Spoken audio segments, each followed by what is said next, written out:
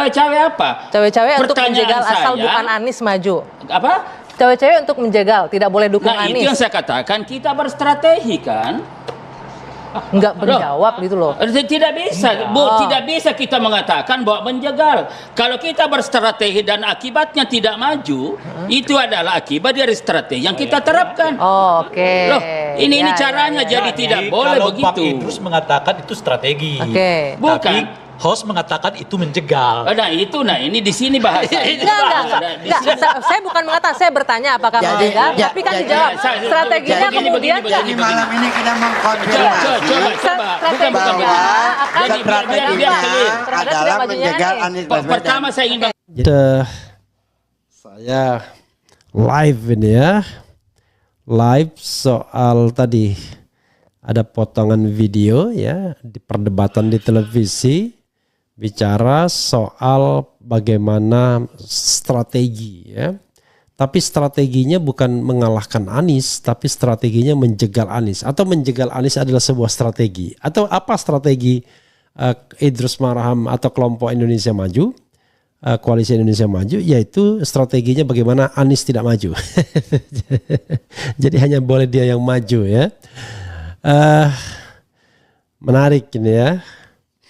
Saya pikir udah berubah Idrus Marham ya. Oke. Soal isu jegal Anies di Pilkada DKI, Idrus Marham kita berstrategi ya. Oke, Jakarta, Anies Baswedan telah menyatakan niatnya untuk kembali maju di Pilkada DKI 2024. Bahkan saat ini Anies telah mendapat dukungan dari sejumlah partai untuk maju jadi cagup di DKI, salah satunya dari PKB dan kemungkinan kuat PKS juga akan menyusul. Namun belakangan berkembang isu bahwa langkah Anies maju di Pilkada DKI tidak akan mulus. Dia diprediksi akan mengalami sejumlah upaya penjegalan dari sejumlah lawan politiknya. Belakangan diketahui PKS yang bakal menjadi kendaraan Anies maju di Pilkada 2024 dirayu untuk gabung ke Koalisi Indonesia Maju atau KIM. Apabila itu terjadi maka Anies tak memiliki cukup suara untuk maju di Pilkada 2024 dan tak bisa maju menjadi cagup DKI 2024. Ketika hal ini dikonfirmasi kepada Idrus Marham yang merupakan politisi Partai Golkar dari Koalisi Indonesia Maju yang melawan Anies dalam Pilpres 2024, Idrus menyebut saat ini Golkar tengah melakukan sejumlah strategi untuk memenangkan Pilkada 2024. Apabila dari strategi tersebut ada pihak lain yang terganjal tak bisa maju, itu di luar kuasa Golkar. Itu yang saya katakan kita berstrategi dan tidak bisa kita mengatakan menjegal. Kalau kita berstrategi dan akibatnya tidak maju, itu adalah akibat dari strategi yang kita terapkan, kata Idrus dalam program 2 Sisi TV One. Nanti kita akan lihat ya. Idrus juga mengatakan apabila koalisinya mengusung Kaisang untuk maju di Pilkada 2024, sepanjang sesuai dengan aturan maka tidak ada yang perlu dipermasalahkan. Sontoloyo. Pertama saya katakan misalnya kayak salahkah Kaisang maju? Tidak. Warga negara punya hak, ujar Idrus ya. Sekalian jangan etes aja ya. Oke.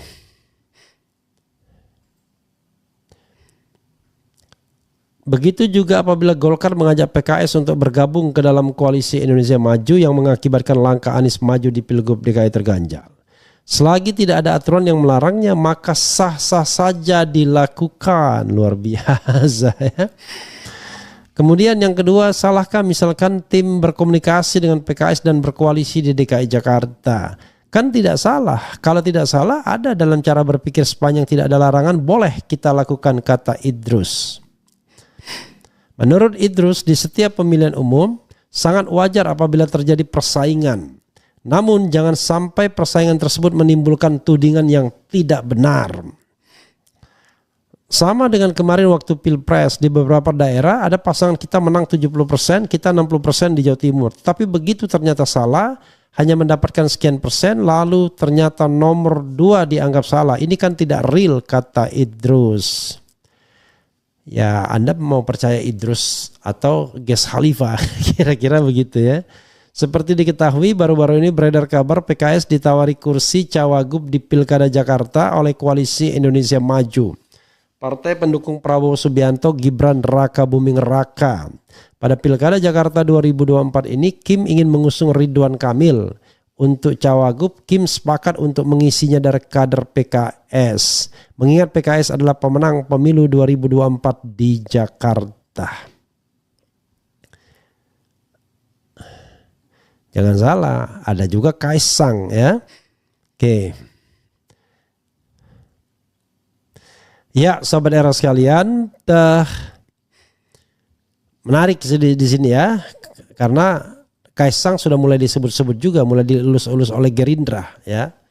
Jadi lucu juga politik ini ya, ketua umum partai lain dijagokan oleh partai yang lebih besar ya. Seolah-olah partai yang lebih besar itu nggak punya kader sendiri ya. Ini kan aneh bin ajaib ya. Transaksi politiknya itu terlalu.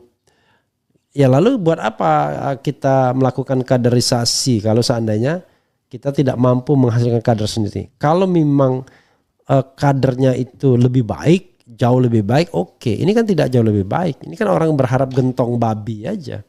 Berharap adanya keterlibatan birokrasi, ya kan? Kalau disepakatan terjadi itu. Ya tinggal estafet aja, kebiasaan Jokowi diambil alih Prabowo. Ya. Apakah itu yang mau kita lestarikan? Kan persoalannya sederhana. Kenapa Anda ngotot misalnya mau memajukan Kaisang Pangarep misalnya? Ya kan? Nah, ini kan menjadi persoalan juga. Jadi begini sobat era sekalian, yang esensi memilih pemimpin itu adalah bukan sekedar asal menang. Kalau sekedar asal menang dan menangnya itu dengan gentong babi, maka siapapun bisa dimenangkan.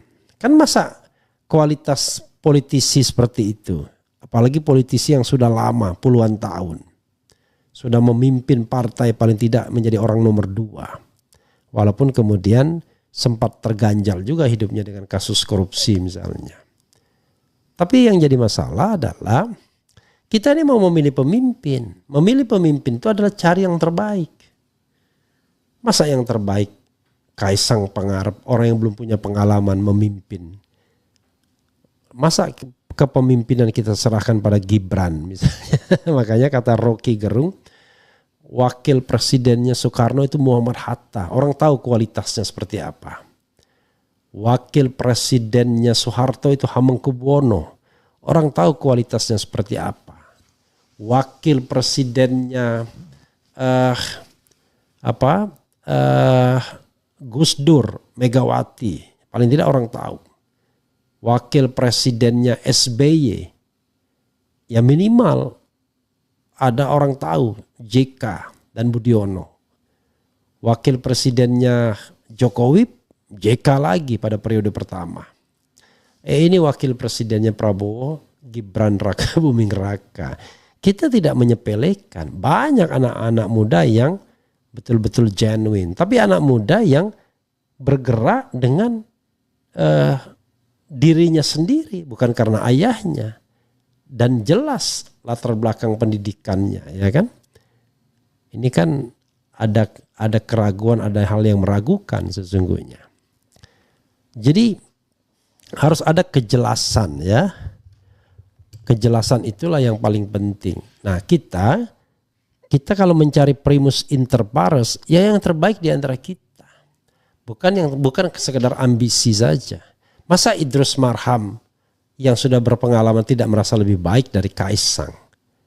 Oh, elektabilitas. Nah, itulah yang saya katakan. Elektabilitas itu kan bukan dibentuk karena kecintaan orang, karena uang. Karena kekuasaan yang menggerakkan. Kan itu persoalannya. Sekarang kalau seandainya kekuasaan tersebut tidak digunakan, apa bisa menang?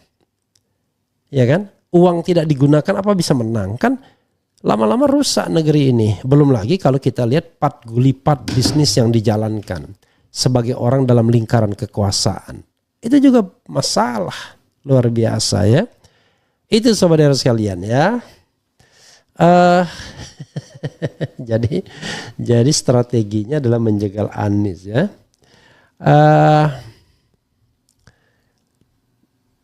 Tapi dari pernyataan Idrus Marham ini sebenarnya ada juga pertarungan di dalam koalisi istana ini, yaitu mau memajukan siapa?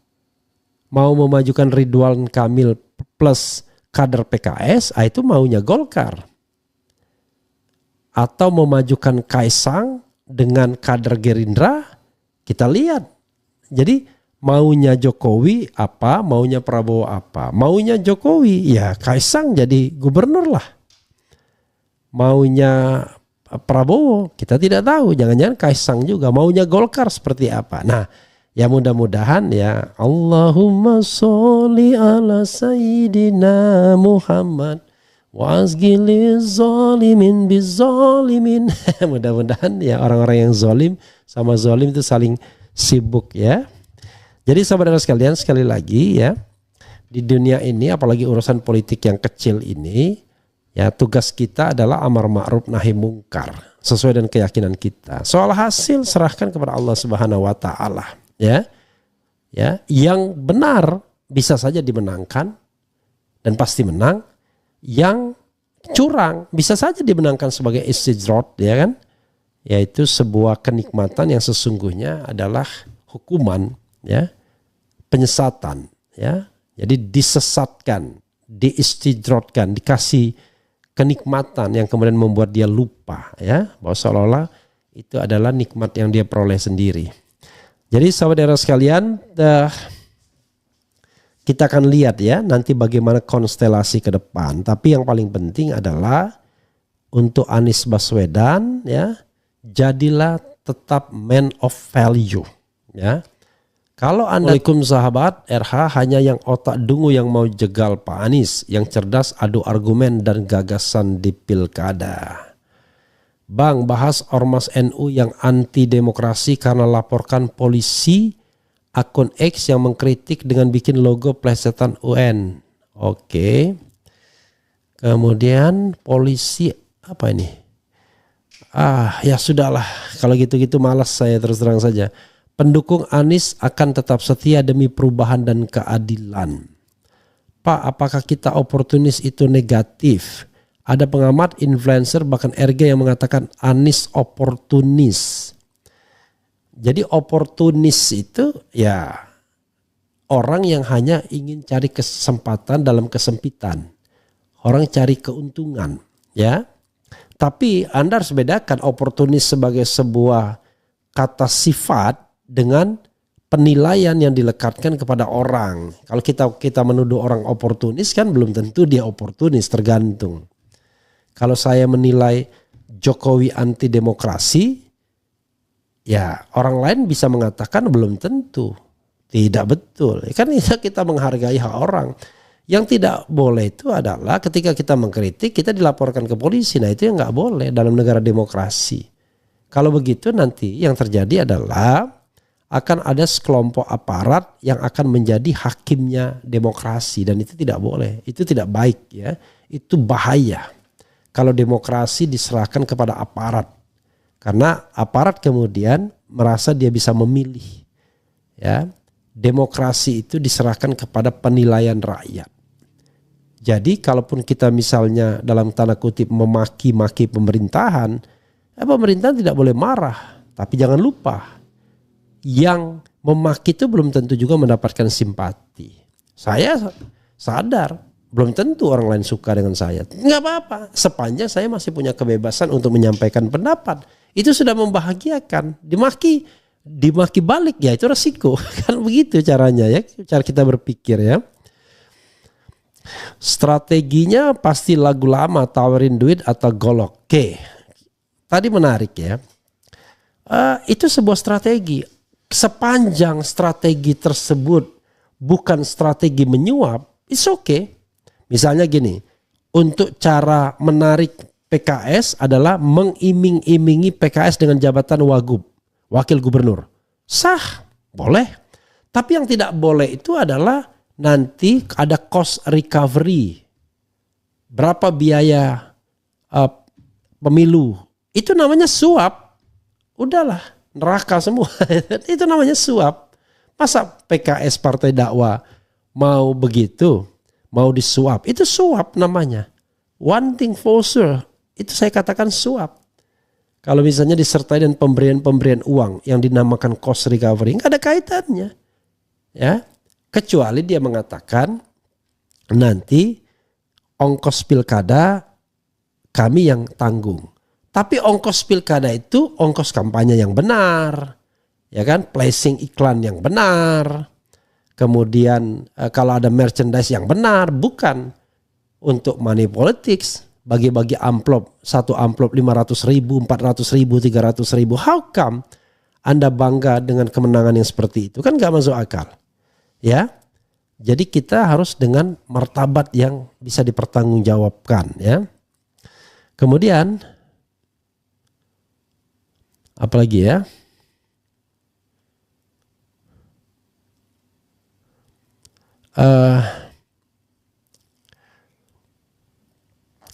Pendukung Anies akan tetap setia demi perubahan dan keadilan. Strateginya pasti lagu lama, oke. Om bahas si PJ Heru yang ngumpet karena Anies ada di PRJ. Anies